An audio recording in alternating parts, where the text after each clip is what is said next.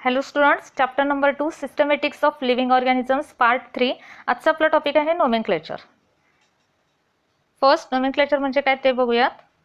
A system through which organisms are given distinct scientific name is called nomenclature.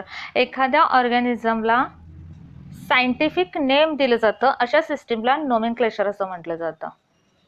आता scientific name देण्याची गरज काय, तर हे आपण अगोदर बघूयात. फर्स्ट पॉइंट आहे त्यातला व्हर्नेक्युलर और local names or common names.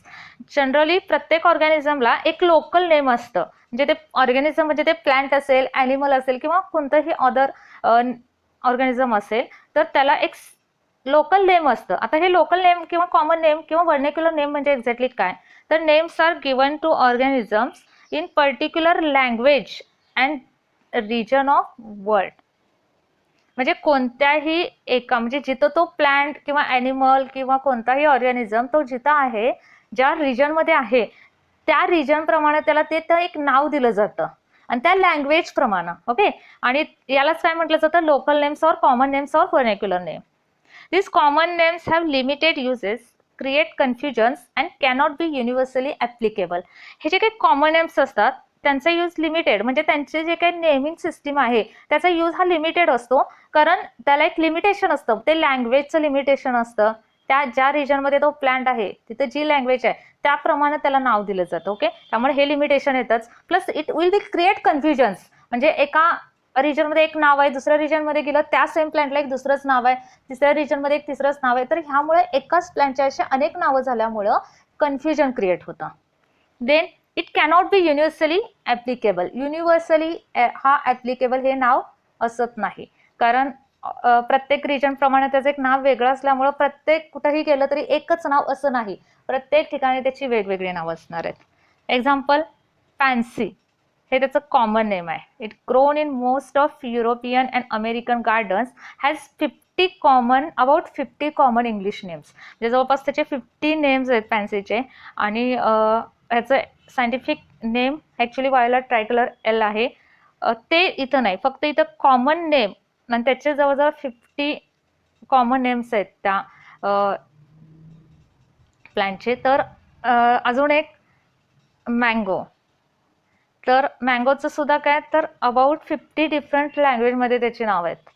हे त्याचं मँजिफेरा इंडिका हे सायंटिफिक नेम आहे, पण मँगोचं प्रत्येक लँग्वेज वाईज वेगवेगळी नावं आहेत आणि about over 50 names are there for mango. त्यामुळे हे काय होतं, तर एक कन्फ्युजन क्रिएट होतं. प्लस तो युनिव्हर्सली ॲक्सेप्टेबल नसतात ही नावं.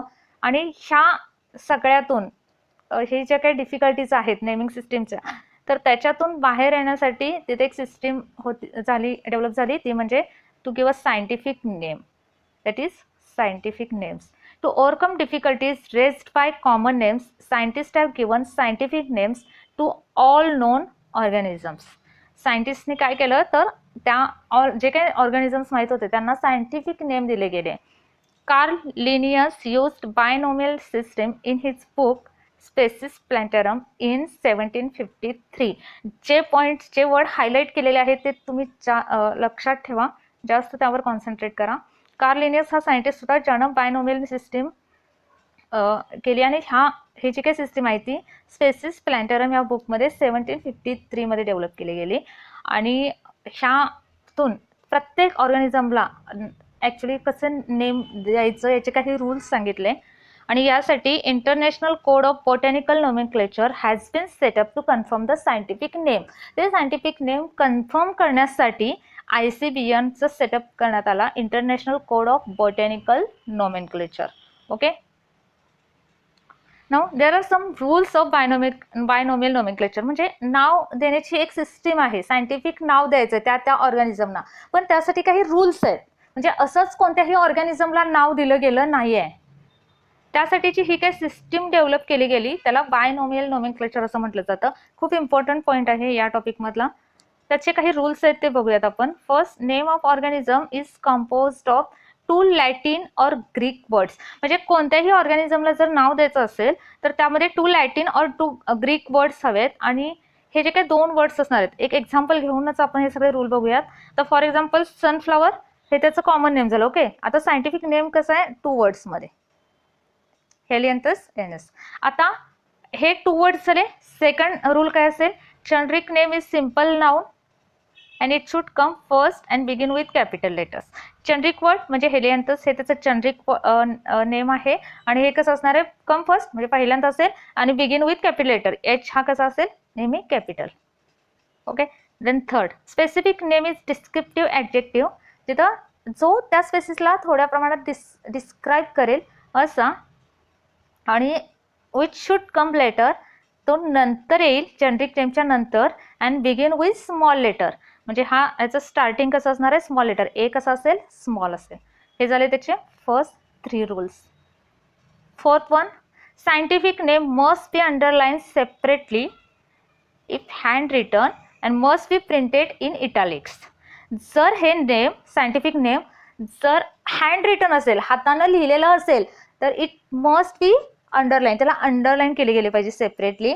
And if printed it should in italics, म्हणजे जर प्रिंट केलं असेल तर त्याचा फॉन्ट कसा पाहिजे, इटॅलिक पाहिजे.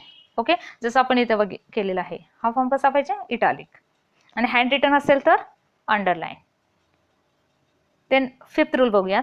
The generic and specific name should not have less than 3 letters and more than 13 letters. म्हणजे हे जे काही नेम आहे, जनरिक अँड स्पेसिफिक नेम आहे, ते 3 letters पेक्षा कमी असू नये, 13 letters पेक्षा जास्त असू नये. हा रूल्स खूप इझी आहे लक्षात ठेवायला. 3 letter पेक्षा कमी असू नये, 13 letter पेक्षा जास्त असू नये. Okay. Then usually the name of author who names a plant or animal is also written in full or abbreviated form after scientific name.